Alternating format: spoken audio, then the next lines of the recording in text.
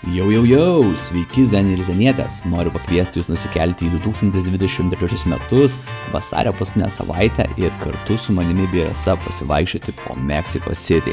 Meksikas yra vienas didžiausių miestų pasaulyje, turintis N milijonų gyventojų, tačiau veiksmo niekada netrūksta. O kad būtų dar smagiau, Mexico Cityje nusileidau su nežmonišku viduriavimu. Prarijęs visus turimus vaistus, susikaupiau ir pakilau į didįjį miesto pažinimą. Kauniečiai, pagaliau Mexico City centras. Atvarėm į centrą, eisim į walking turą. Dar turim laiko 15 minučių, tai žodžiu ieškom jau spoto, kur susitiksim ir pasivaikščiosim, pažiūrėsim. Įdomus dalykas, kad yra visokių burtininkų, galima išsiburti, kortos, skaito iš rankos, šutina kaip reikalas karštis. Yra taip karšta, kad žmonės slepiasi šito vėliavos stiebo šešėlyje. Taip mes ir evoliucionavom. Kas čia vyksta? Dėka šios dangiškos muzikos laukti turo pradžios visai neprailgo. Turui prasidėjus mūsų laukia staigmenėlė. Mūsų gidas ne tik kad sunkiai kalbėjo angliškai, tačiau ir mikčiojo, kas jo kalbą pavertė sunkiai suprantama. Keliaujant per miestą mūsų grupė vis stebuklingai sumažėdavo, kol atėjo ir mūsų laikas nusukti į šoną. Žodžiu, turas buvo toks tragiškas, kad pasiplovėm, tai tiek žinių. Kiek čia praėjo? Grubiai valandą, ištempėm iš 2 valandų ir buvo iš 18 žmonių 12 likę, mes pasiplovėm dar 3, tai dabar jis 9, žodžiu, tai būtų įdomu sužinot, kas bus Last Standing Man, bet nesužinosim. Sorry, gaila, bet toks gyvenimas. Nepasisekusi turą teko taisyti su Al Pastor buritais ir keletą margaritų, o kur buvus, kur nebuvus, atėjo ir kita diena. Labas rytas! Laimingas vedybinis gyvenimas tik tada, kai jūs nuo žmonos skiria geros ištiestos rankos tarpas. Na, šiandien pas mus Mexico City pirmadienis, garso izoliacija šiame viešbutyje tikrai yra nekokybiška. Ir mes pradedam dieną, kuriai plano nėra, ką veiksime, aišku, visiškai nėra ir tikriausiai nebus. Na, o čia rytinis vaizdas jums. Pažiūrėkit, yra troleibusas Mexico City. Namai arčiau negu galėjai pagalvoti. Tai va, tai šiandien, kaip sakiau, vėl diena be plano. Kažkaip sunkiai sekas mums planuot, tai tiesiog improvizuosim. Dabar varom papusryčiaut, nepaisant fakto, kad Treda nesitraukia ir šiandien grįžo su nauja jėga. Bet aš ir galvoju, nepasiduosiu. Varau iššausiu kavytės ir pažiūrėsiu, ką jinai pasakys į tai. Ir va, ir po to eisim, kur akis veda. Mexico City, Mexico City, Mexico City. Vėl troleibusas, vėl problemos su troleibusais. Dabar mes, žodžiu, einam į pusryčių, žingsniuojam į Panaderiją Rosetta. Čia bus kaip Rosetos duoninė ar kažkas tai tokio. Išsigūglinom ten, kad visai tipo trendy vietelė. Geri reviewsai.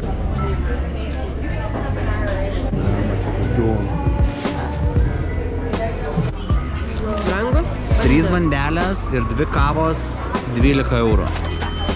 Ar esate pasaulyje mačius nors vieną bandelinę, kur turėtų apsauginį? Ne.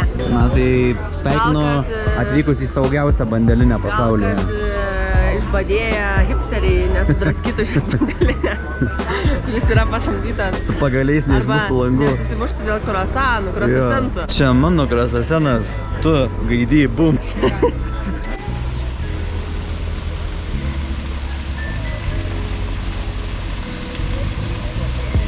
Labai skanu.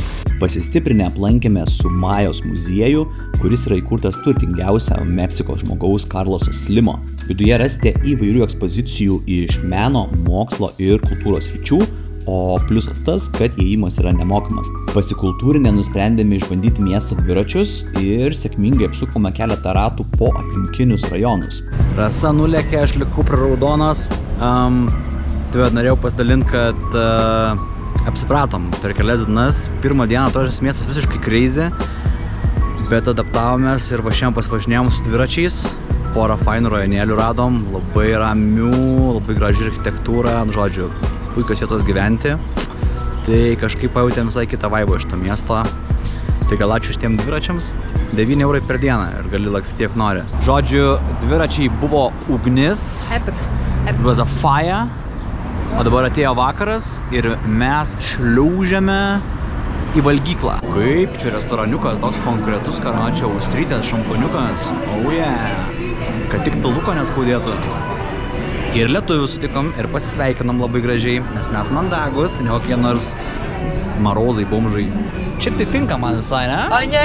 Apšvietimas. Ne, koks apšvietimas?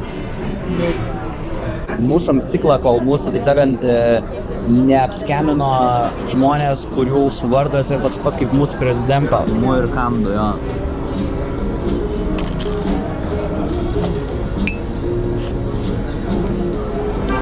Konkretuna.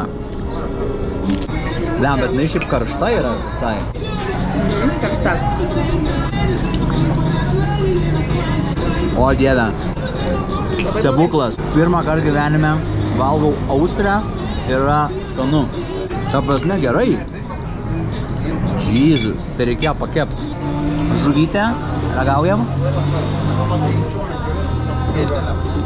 Mes seniai, jeigu aš būčiau žuvytė, norėčiau būti iškepta kaip šita lėkštė. Kosmosas. Oficialiai galiu pasakyti, kad šitoj kelionėj tai yra skaniausias maistas, kurį valgiau, geriausias restrikas, kuriam buvau. Ladosena rekomenduojam. Meksikiečiai turi Fridą, o aš turiu Tridą. Tai vat su tokiu intelektualiu juokeliu pradedam naują dieną. Šiandien mano palydovas bus tik tai elektrolit suero rehidrante, nes Treda naktį surengė specialią operaciją, maždaug 3 valandą nakties. Ir naktelė nebuvo labai lengva. Tai jau tenka susirūpinti, daugiau jūros gėrybių šiandien valgyti nebegalėsiu, tikriausiai ir kito maisto. Tai padarysim tokį mini pabadavimą. Žmona parnešė naujų vaistų iš vaistinės, biškį gerųjų bakterijų, tai žodžiu bandysiu ant sauso sėdėti, rehidruotis, gliukozę ir tos vaistelius vartoti. Šiaip jaučiuosi net neblogai, truputėlį gaila, liūdna, kad gal ne 100% pasirengimas yra dienai, nes planų bet turim, bet bandysim juos tiek įgyvendinti. Šiandien laukia tokie 2 main eventai, ką noriu padaryti, tai apie juos truputėlį vėliau. O dabar varom pasirčiausim, nusimsim kešo ir žiūrėsim, kaip čia mums sekasi. Žodžiu, laikom tradiciją, kiekvienai šaly bandom apsikirpt. Čia atrodo kaip tikrai geras Loco Crazy salonėlis, užeisim, paklausim, gal leis pasičiatkavot. Ola, posible čik čik čik. Atjaunėjau kokiais 5 metais. Šiaip neturiu priekaištų, profesionaliai apkirpo, normalus barbershopas, gal su šukuosenos modelingų reikėtų padirbėti, bet aš paskui persidarysiu pats. O šiaip viskas okipoki, kainavo 14 eurų kirpimas plius minus, palikau tipsą, 15 realiai sumokėjau, tai va. Ne taip gerai kaip kokiam nors Egipte ar ten Maroke. Gal man labiausiai patikus kirpykla buvo Egipte, tai kol kas ją skiriu pirmą vietą, o čia tai tiesiog normali civilizuoto pasaulio kirpykla.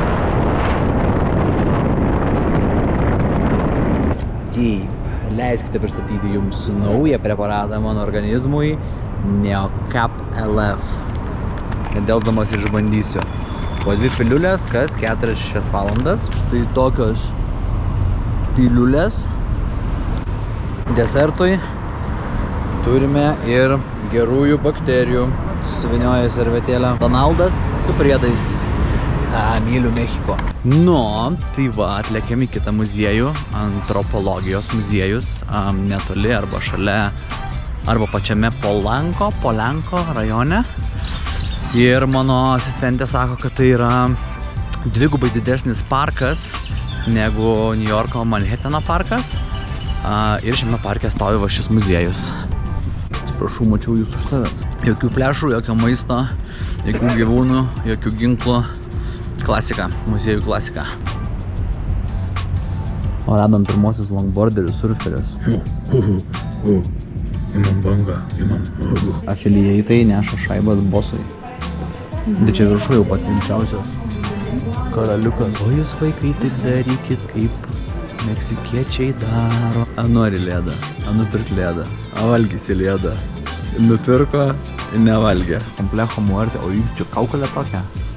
Kaip iš Mad Maxo. Išsilydęs kaktusas. Ką tu komentuoji viską? Bet šiaip tokio dar nesu matęs. labai gerai atrodo. Šitas žmogus lipa neprisisegęs. Bičios dudelė užlipo į viršų, kur buvo 4 čiūvai, tada atsistojo ant šito bokšto vamzdžio viršaus ir dar pagrojo su būgneliu. O dabar festivalis supynės prasideda.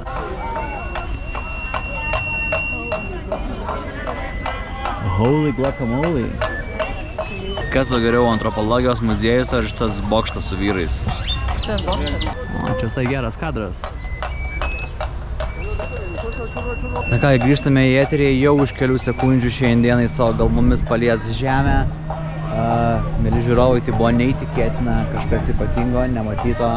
Ir taip, šie vyrai, didvyriai, žinovai, ekspertai, paplokime jiems, nes jie sėkmingai pasiekė žemę. Bravo!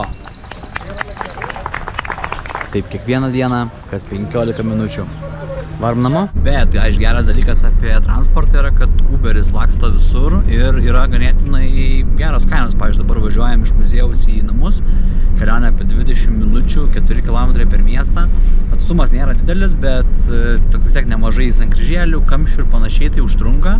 Ir kaina grubiai yra 3 eurai. Tai, pavyzdžiui, dviese lekiant, taip sakant, po 1,5 euro susimeti ir nuveža nuo durų iki durų. Tai transportacija yra neblogai.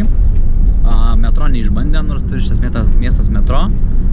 Gal kitą kartą autobusų irgi neišbandėm. Dviračiai buvo labai super, bet kol kas Uberis, sakyčiau, yra kainos kokybės santykyje laiminti opcija.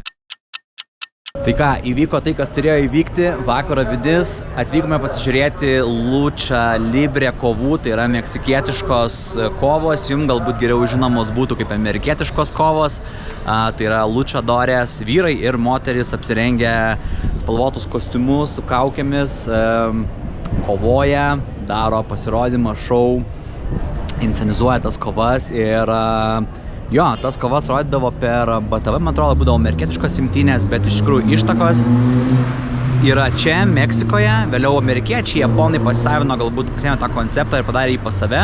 Tačiau, kaip rašo Wikipedia, būtent meksikiečiai tai sugalvojo ir netgi Lucha Libre kovos yra Mexico City kultūrinio paveldo dalis oficiali.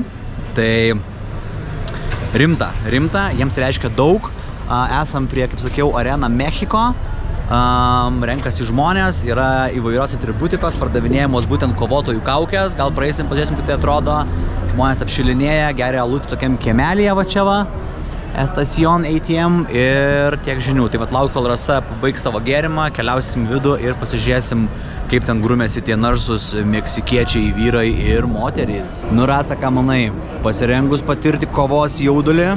I'm ready. Okay, let's go. Užėjus į arenos vidų jausmas yra kaip senoje Kauno sporto halėje. Galima įsigyti įvairių gėrimų bei užkandžių ar pačio renginio atributikos. Kur buvus, kur nebuvus, viena iš kovotojų kaukių papuošė ir mano veidą. Na, renginys prasidėjo kovotojų pristatymų, apšilimams kovojo 2 prieš 2, vėliau padidėjo iki 3 prieš 3, kol galiausiai vakarėlis įsisiautėjo ir turėjome scenoje net 10 žmonių, tai yra 2 komandas po 5 kovotojus. Susirinkusiai publikai vaizdų ir emocijų tikrai netrūko, pradedant nuo juokingų kovotojų kostiumų bei nikų, baigiant įspūdingais triukais ore bei žinoma smūgiais žemiau juostos. Vakarą vainikavo scenoje pasirodę žemaūgiai žmonės, kitaip žinomi kaip liliputai, na ir tada 2 valandų spektaklis baigėsi.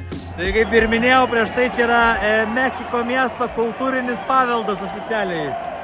Tai ką jūs ką tik matėte. Sveiki, gerbėmieji Lucha Libres mylėtojai, grįžtame čia į Mexico City gatves, kur ką tik baigėsi dar vienas legendinis, nepakartojamas, žada atėmęs kiekvienam, man, jai ir jam visiems luchadorių pasirodymas. O dabar tepam mėlės į viešbutį kuo greičiau. Kad nieks neužpultų paskutinę naktį. Šiaip net nenoriu klausti, po kiek čia tos, jau mačiau, po 2,50 tos kaukės, o viduje už 4 pirkau. Ai. Gerai, tai kol dar karštos mintis, kaip sakant, užverepinom šitą luchadorių pasirodymą. Šiaip pamatyt buvo įdomu.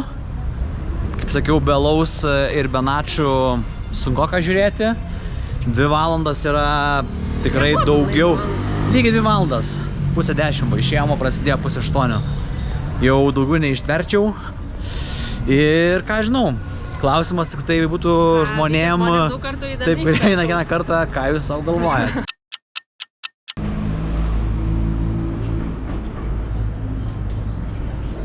Kaip pradėti video? Na kągi. Ai, kaip jauna. Laukiam Uberio, pasidėjom lagaminus ir varom į Frida Kahlo muziejų. Tai apie ją trumpai, žodžiu, šiaip buvau girdėjęs tą vardą, pavardę ir jos siluetą kažkur internete. Žinau, kad toks žmogus egzistuoja, bet kažkaip niekad neteko pasidomėti daugiau apie ją. Tai jeigu labai trumpai, tai yra tokia labai žinoma Meksikos, galima sakyti, dailininkė, gyvenusi tik tai 47 metus. Jos labai ten dramatiška istorija, ten, žodžiu, daug sirgo, buvo patekusi į autoavariją ir taip toliau, kas ir leido jai tapti dailininkė. Nes ilgai gulėjo, žodžiu, lovoj ir pradėjo piešti. Tai va, ir taip atsirado jos darbai, labai išgarsėjo. Jinai yra laikoma tokia, kaip rašo Wikipedija, šiurrealizmo arba magiško realizmo atstovė. Ir taip, ir Meksikoje jinai yra labai žinoma, nes tai buvo pirmoji Meksikos menininkė, kurios darbą įsigijo Luvro muziejus. Tai buvo didelis pasiekimas, Ir šiaip spalvinga, įdomi asmenybės, asmeninis gyvenimas labai toksai, sakyčiau, ganėtinai, įdomus būtų gal per silpnas žodis. Rimtas, konkretus gyvenimėlis. Tai va, yra filmas, būtent Frida vadinasi, mes pažiūrėjom vakar, užvakar, tai buvo labai į naudą. Tai va, ir parvažiuosim jos tėvų namą, kur jinai augo, praleido daug laiko. Ten yra muziejus ir pasižiūrėsim, turbūt, nežinau, gal kažkur bus darbų, gyvenimo artefaktų ir panašiai. Tai va, taip papasakau labai gerai, ne?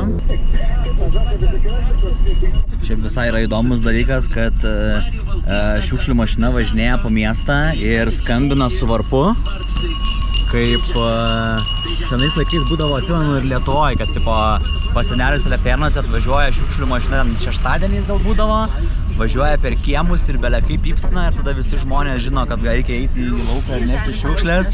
Jo, tai dabar jie vis dar turi tą techniką. Right on time. Norint apsilankyti Frida Kahlo name, visų pirma reikėtų rezervuoti savo laiką internetu, tam, kad atvykę jūs galėtumėte gauti bilietą. Ta padarėme ir mes, ir štai pagaliau esame viduje.